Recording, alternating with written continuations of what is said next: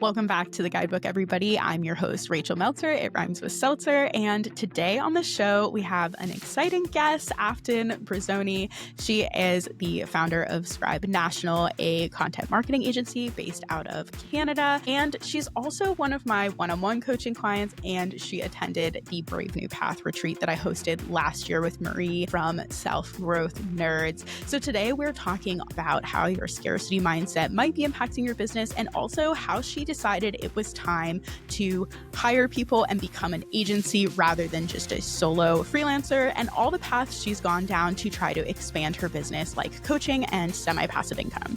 So if any of these are things that you're thinking about, then today's episode is definitely for. This is the Guidebook. We're sharing tips for freelancers, raw conversations with risk takers, and the emotions behind it all. I'm your host, Rachel Meltzer. It rhymes with seltzer, and you're in the right place if you want to be a fly on the wall of conversations with brave, experienced freelancers, recaps of new freelancers' first years of business, and walk-in talks where I share everything I've learned in the past 6 years of freelancing. I'm here to ungatekeep freelancing so you can unlock your bravest self. I hope this show inspires you to go out and take the risk.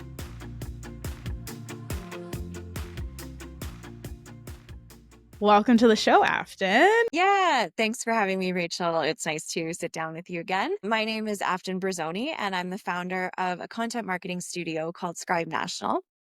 So we're based in Canada, but we work with clients all over the world. And our main focus is B2B content marketing, and particularly long form content.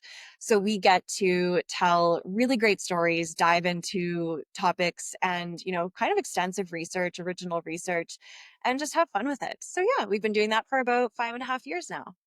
Perfect. Yeah. I love that you were able to take your business and sort of expand it with the help of other people and freelancers. I think a lot of people who listen to this show are like, okay, I'm a freelance writer now, but what do I do next? Like, how do I keep growing? And there's so many paths you can take. Like, some people make a course and try to do passive or semi-passive income. Some people go into like the content marketing agency sphere, and other people might get into coaching. So it's kind of interesting. You've sort of done two of those paths, but before we dive into like how you expanded into an agency, what did starting your business look like, and the path that like led up to that decision? Yeah, I've actually done all three of those paths, and we can talk about that. But yeah, so my business journey, it actually really started out as just a passion for writing. So I began as a journalist about 15 years ago, and I pretty quickly went into PR and marketing. And then I was working in a marketing role and finding that I just wasn't doing the amount of writing that I was craving. And so really, I'd kind of always been picking up freelance work on the side, but I guess I just got a little bit more intentional about it. This is back in 2019.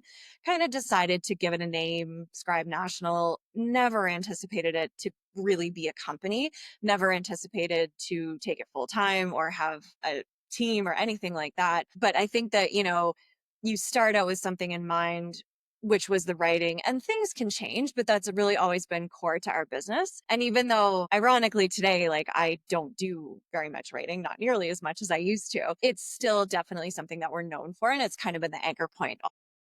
Yeah, totally. How did you decide when it was time to expand into an agency, and like how? Yeah, that's a great question. It was honestly sort of just a necessity. So when I started the business, within 6 months, I took it full time. And really that was just due to getting laid off during COVID with almost everybody that I worked with. And I was like, you know what, let's go for this. And it ended up working out really well. So March 2020, I took it full time. And then by that summer, it was just so busy that I needed help. And I was already working 7 days a week, 12 hours a day. And I just didn't want to work more than that. And Yeah, so that's a lot. yeah, that was a lot. And I don't work nearly that much now. But yeah, I just kind of needed to bring some people on board to help me execute these projects. And it ended up being that was a model that worked really well. So I just stuck with it. And it's kind of remained like the agency has definitely grown over the years, but we're a small team. I have no interest to, build a massive company or anything like that. Kind of remained that really close knit boutique kind of feel over the years. And that's worked well for us and our clients. Yeah, yeah. That's kind of nice that you know you don't want to expand too much. I think there's a misconception that like you should always be growing in business forever, but actually like we can just be happy when we get to the point where it's enough to be thriving, but not so much that you're like stretching yourself thin.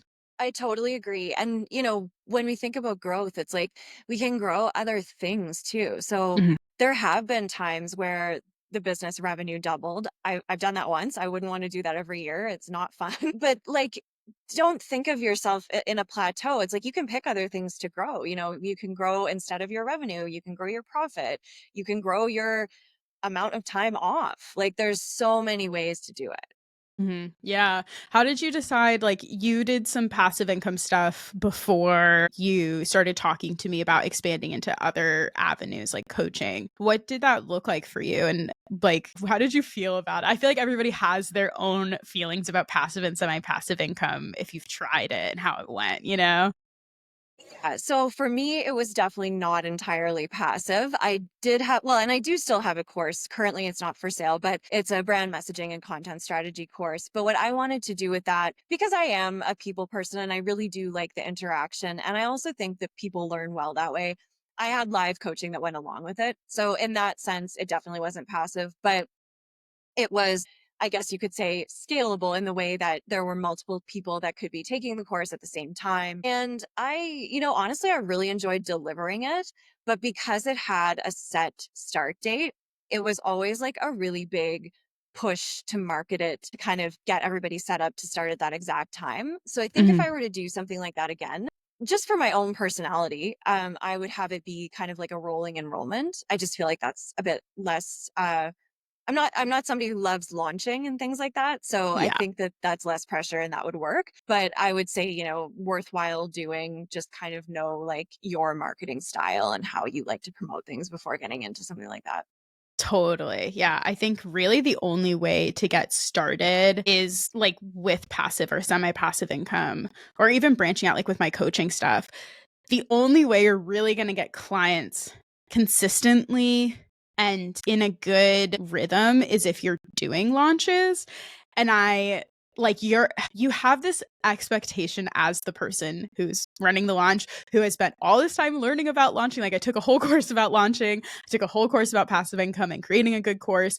And it's not that my course wasn't good, it's that the marketing for the course is so much effort and it's hard to get it right, and you're not going to get it right the first time. Like my first 4 launches were failures according to my goals, and I treated myself like it was a failure rather than being like, okay, what could I do differently next time? Or it's just my first launch, of course it didn't go perfectly into like a 10-person 10K launch, right? Like we have these unrealistic expectations sometimes, and also no understanding of what some of these things actually mean in practice, emotionally and physically and time wise. You're like, oh, I'll just launch my course. And then it's like, okay, I guess I'll launch my course. Yeah, I do. I do. And I think like that's something I always tell my clients when they're interested in just launching anything like that. And I was even having a conversation with someone about that today. And I just said, however much you think you need to market it, double that, triple that. Like it is a heavy lift, but they can be really great assets to have. And I think like we're always talking about content repurposing nowadays. And I feel like it's something that's really good for that too, because you're always going to have that material and you can choose how you want to share that with people, and you can, mix it up and give them something different every now and then. Yeah. I mean, the best thing about launching is that if you once you've done it once, then you can take that data and those emails, you use them as templates or whatever else content you made to push this, and then repurpose it for the next launch and just keep tweaking it until it sounds more like you and meets your audience where they're at more and just gets better and better. And it's easier to launch every time. Like it used to take me like 8 to 10 hours to create a launch, and now it takes me like 2 or 3 because I've done it so many times, and each time is more successful than the last. Like last year I had my first like truly over 10K launch with only 5 clients, and I was like over the moon, so proud of myself, because that was just like the benchmark that I had set for myself. I'm like, if I can do one 10K launch per quarter, then it just makes it so I have this like baseline of income. So everything is less pressure above and beyond that, especially because it's a service that I love. But before last year, launching was like the worst thing in the world to me. And I think also, I talk about this all the time on this podcast, like you really have to figure out what channels are right for you as well. Like I started out on Instagram and it was not the right channel for me. I hated it. And my audience could tell that I hated it. You know what I mean? Like it doesn't bode well if you're not enjoying doing what you're doing, So then I found LinkedIn and YouTube and podcasting and things that feel better to me. And that's great. But launching is not for the faint of heart. And there are so many other things you can do. Like I don't really launch Pop Club ever. I am doing a launch for it this year just because I moved platforms. So it's like a revamped service and I'm going to like reintroduce it. But I don't really ever launch Pop Club and it's steady and stable. I have 50 members and growing. And it's a nice service that I don't have to worry about. So you can kind of have a mix if you're offering coaching. It doesn't just have to be hard launching all the time. For sure. And I always recommend that to people, like having a mix, whether it's coaching or, I know a lot of your listeners are writers, like freelance services, whether it's having like a couple of anchor clients or retainer clients or however you want to describe them, then having kind of either one-off projects or like one-off coaching sessions that you offer people. And I also think that keeps it interesting too. Yeah. Like at Scribe, in terms of our done for you work, we have our regular monthly writing clients that we're always working with. And then we'll also do kind of condensed projects of either brand messaging or content strategy.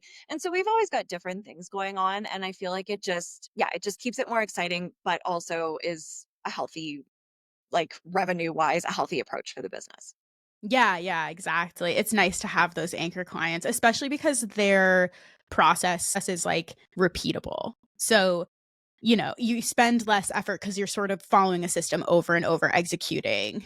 And then the one-off projects might be a little more unique. So you have that efficiency with your anchor clients, which I think is really important because otherwise those one-off projects, if everything's a one-off project, your brain, unless you have a process for that, like a 4-week done for you website, like Inkpot Creative, who came on our podcast earlier this year, like they have a 1-month website done for you, but it's like templatized and they have like an onboarding system and it's so systematized that it works for them. However, that can go so poorly if you do not templatize and systematize everything. Those one-off projects can just become such a like brain burden and there's so much context switching. So I always do like one of those per quarter, maybe 2, and then the rest of my clients are like consistent anchor clients. But it's nice to have a balance of like if I was just writing blogs every day, like, I used to do that. And I just got to a point where I was like, I never want to write a blog again. Yeah, I think, yeah, you've got to mix it up a little bit for sure. But to your point, the systems and the processes are key. And especially, like, I really don't think there's a right or wrong when it comes to whether people want to stay solo or kind of grow a team like I did or grow, honestly, a full service agency. It's whatever you want to do.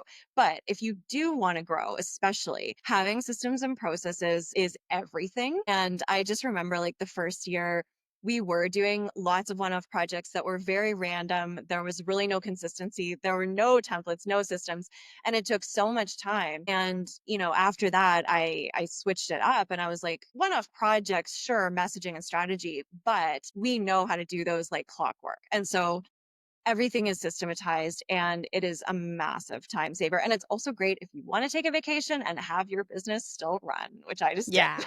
Yeah, that is huge. I think a lot of freelancers just don't take vacation because they feel like they can't or they're too scared to. And even if you're not planning on hiring people, looking at what we call your SOPs, your standard operating procedures. We also just had someone on recently about standard operating procedures. That's not something that you necessarily need as a solopreneur, but if you have them, it makes it so much easier to hire out help, to be able to even organize your own schedule so that you're not context switching as much, and also to be able to take vacation. So you can see what your standard operating procedures are and you're like, okay, if I had to take a week off, what about this would need to change? And it makes it like if you're not working on your business and looking at your business and everything you're doing and really able to like list it out and list out how much time that takes and what it really looks like, then you're going to end up overbooking or underbooking yourself because you won't be able to like really figure out the puzzle. If you don't have the pieces, there is no puzzle. You're just looking at a poster,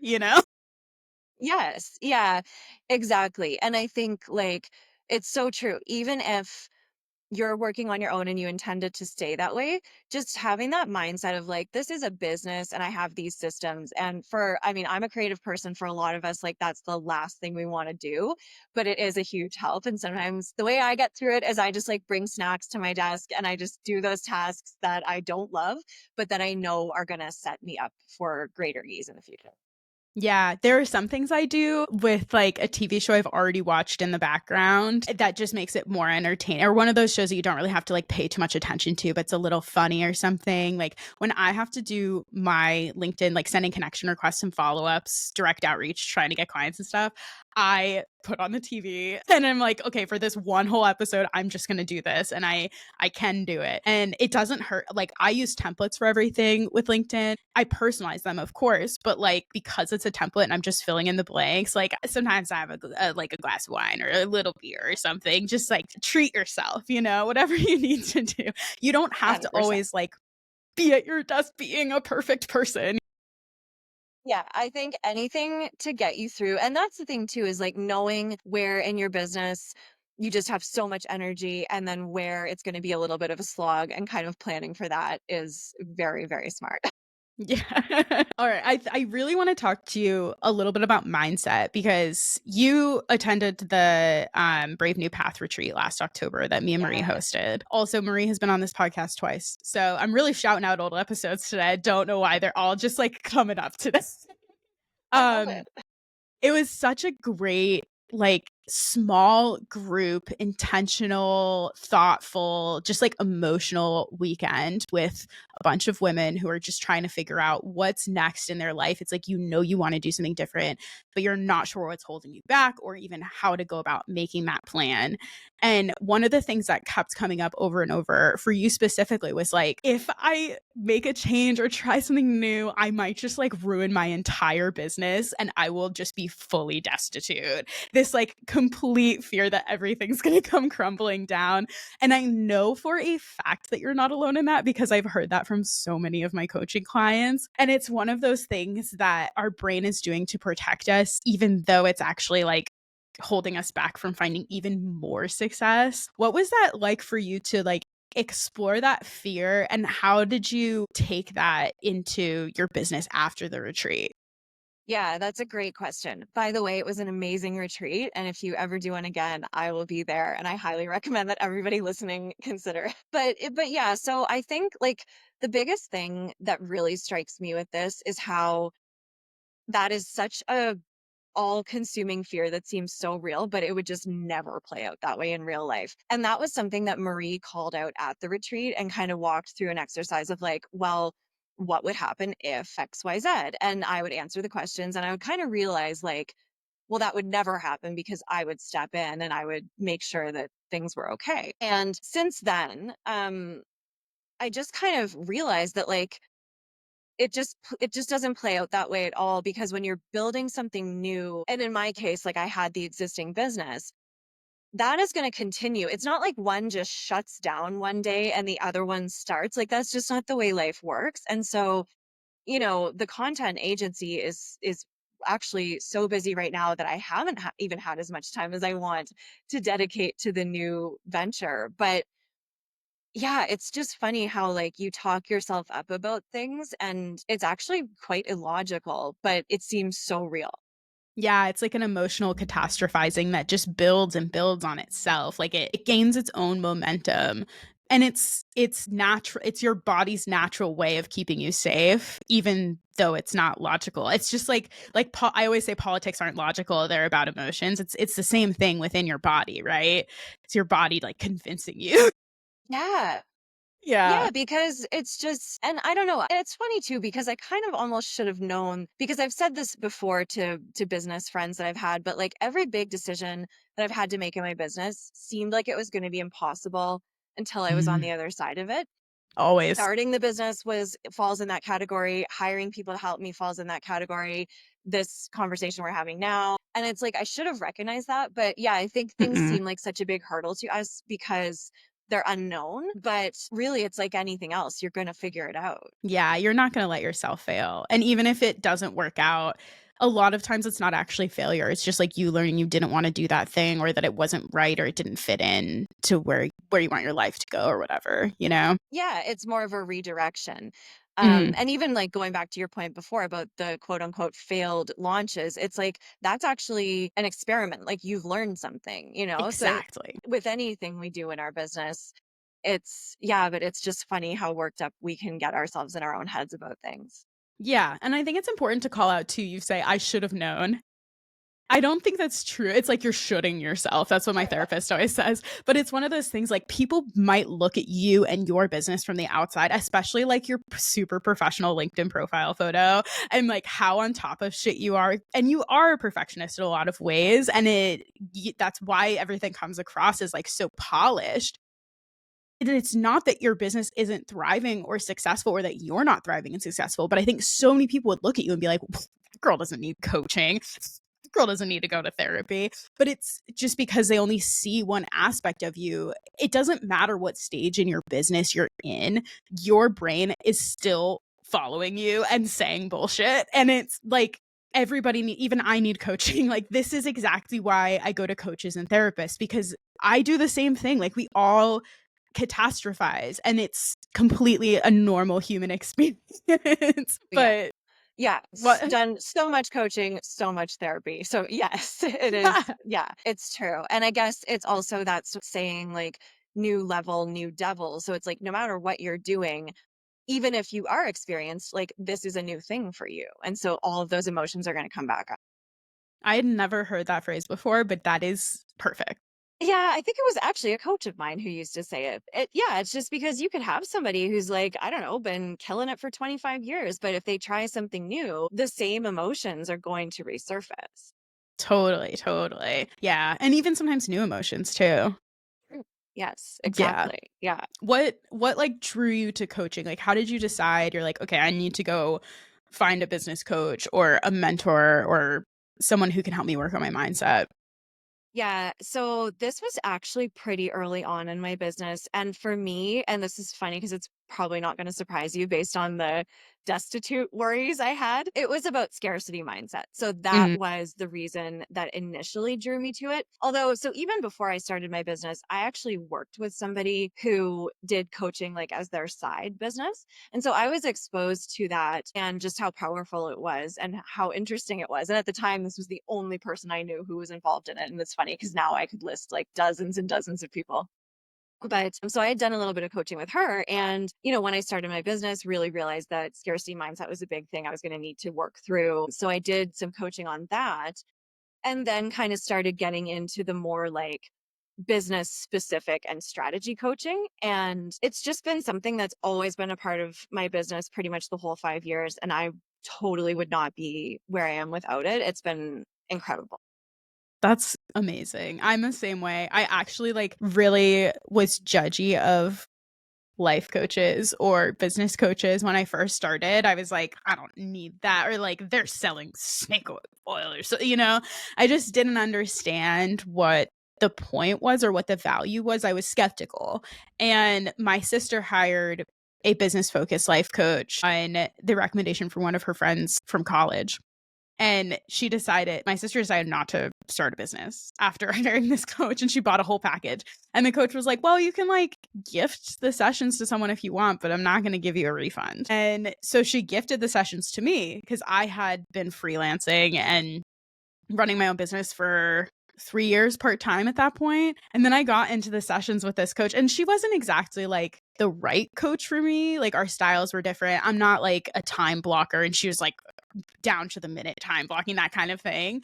But the mindset stuff was insanely helpful. Like, she just uncovered shit that I didn't even know I had a problem with. Like, I was charging $35 an hour for freelance writing services. What was I doing? And I didn't know any better. I'd only worked like hourly contract jobs that were like $18 an hour. So I'm like, 35, that's a good price. I didn't have, the skills to like set my rates properly and stuff like that. And I learned so much from her about the practical stuff, like setting your rates and creating, the assets that you need to get your clients and things like that. And also the fact that like your mindset and your scarcity mindset is so important. I went through the same thing, the scarcity of like saying yes to absolutely everything, even if the rate is not right and that kind of stuff. It just takes time, but it helps to have a mirror. It's like that I should have known thing. There are so many times I say that to my therapist and she's like, well, actually, this is why you're in therapy. Or to my coach, she's like, well, we're here to be a mirror for you, right? Like sometimes you just can't see your own bullshit within yourself. And sometimes you don't necessarily know how to work through it without someone asking you the right questions, you know? Yeah, the questions are huge. And like going back to the retreat, that was something that both you and Marie asked such good questions. But yeah, like back on the mindset stuff, I would just say in general, that was my biggest surprise becoming an entrepreneur. Like, Yes. I knew that coming in with more of a journalism and PR background than a marketing background, there was going to be some of the sales and financial type stuff that I just like wasn't as well versed in as I was with my writing skills. And I kind of knew that like the business aptitude was something I was going to have to learn. But it was just a massive wake up call that the personal development of becoming like of working for yourself and running a business. And I mean, everybody that I talk to now pretty much says that as well. It's just like the thing that is often such a big surprise is how much personal growth you'll need to do and like Totally. confront those emotions, right? Yeah, I always say like you cannot grow a business without growing yourself at the same time. Yeah.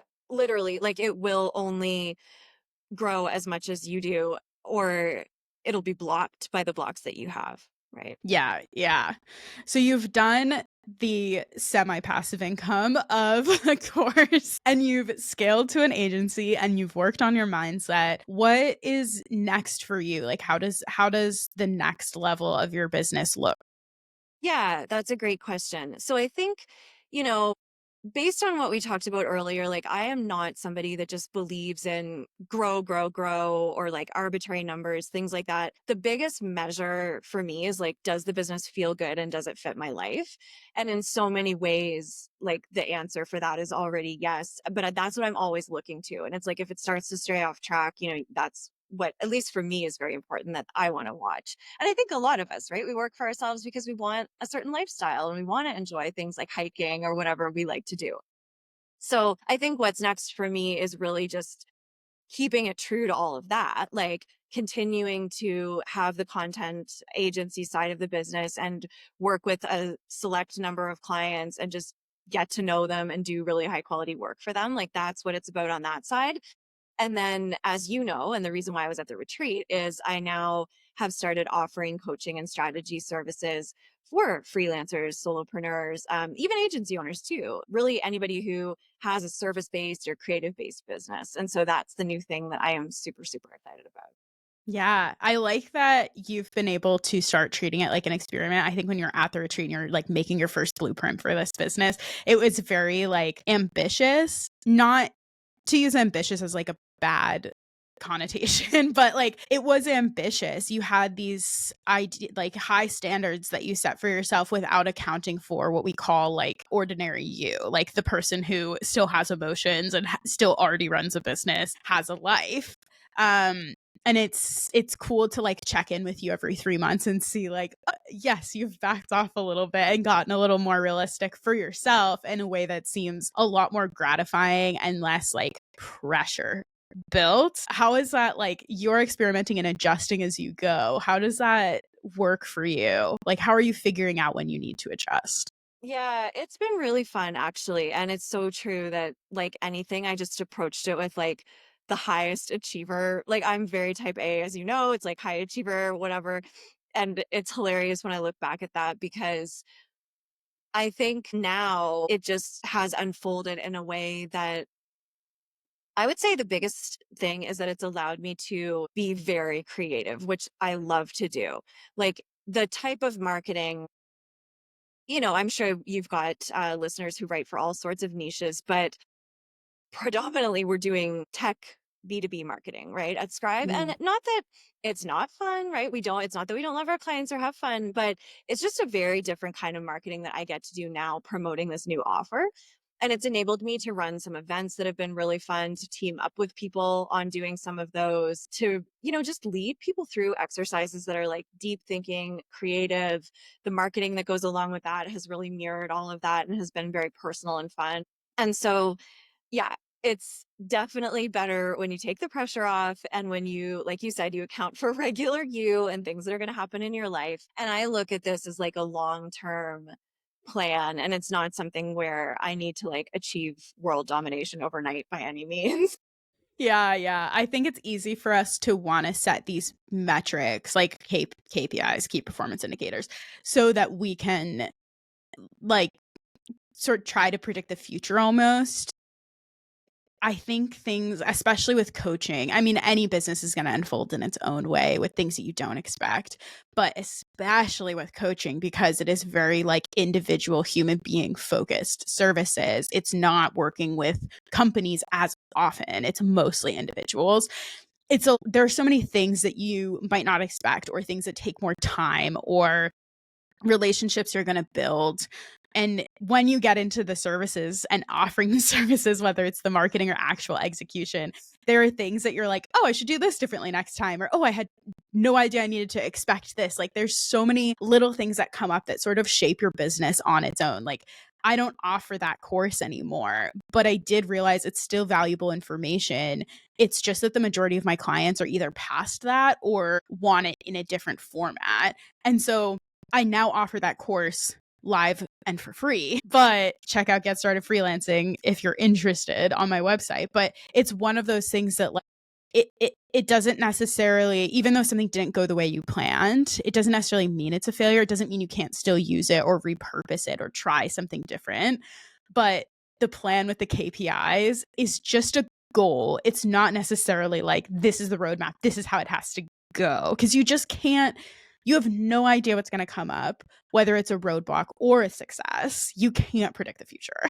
Yes, 100%. And like since the retreat, I've had major roadblocks come up. I've also had really good things come up that, even just getting back from my trip recently, I had 2 inbound requests for work that would technically be on the agency side. And you just have to be flexible. And that's another thing, like with entrepreneurship.